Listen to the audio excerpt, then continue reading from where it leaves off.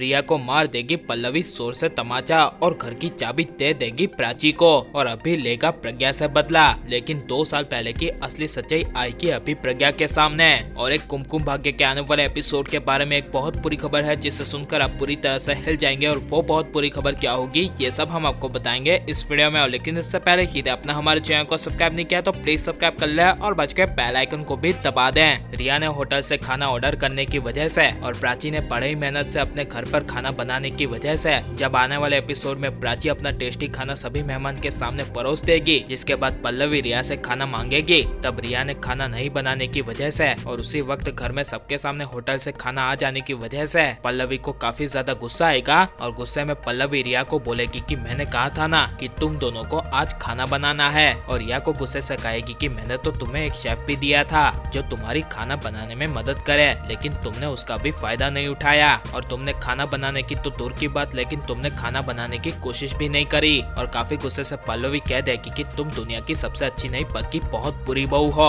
और इसी गुस्से के साथ अचानक से पल्लवी मार देगी रिया को जोर से तमाचा और वहाँ पर खड़े सारे मेहमान और दादी एंड प्राची पूरी तरह से हिल जाएंगे। और इसी बड़ी वजह से रिया के सामने ही पल्लवी प्राची को घर की चाबी दे देगी और प्राची को सब मेहमान के सामने कहेगी कि इस घर की सारी जिम्मेदारी और इस घर की चाबी की हकदार सिर्फ तुम ही हो, क्योंकि तुम्हें इस घर के सही मायने पता है और तुम्हारे अंदर घर को संभालने के सारे गुण हैं। जिसे सुनकर रिया को प्राची से काफी ज्यादा जलेसी होगी, लेकिन बड़े राज का खुलासा होगा कि अपने तमाचे का बदला लेने के लिए रिया अब प्राची और पल्लवी दोनों से ही बदला लेगी। लेकिन प्रज्ञा और अभी के बीच एक बड़ी मिसअंडरस्टैंडिंग होगी, जिस वजह से अभी के अंदर जो भी प्रज्ञा के लिए 2 साल बाद प्यार आया था वो सब खत्म हो जाएगा। लेकिन 2 साल पहले की असली सच्चाई तब आएगी और अभी प्रज्ञा तब एक होंगे जब आलिया ने अभी को भड़का देने की वजह से और प्रज्ञा को फोन पर आवाज न आने की वजह से गलती से प्रज्ञा ने अभी ने ये सवाल पूछने की वजह से कि क्या तुमने मेरी कंपनी को डुबाया था, तब प्रज्ञा ने गलती से कह देने की वजह से कि और कोई भी ऑप्शन नहीं था। इसीलिए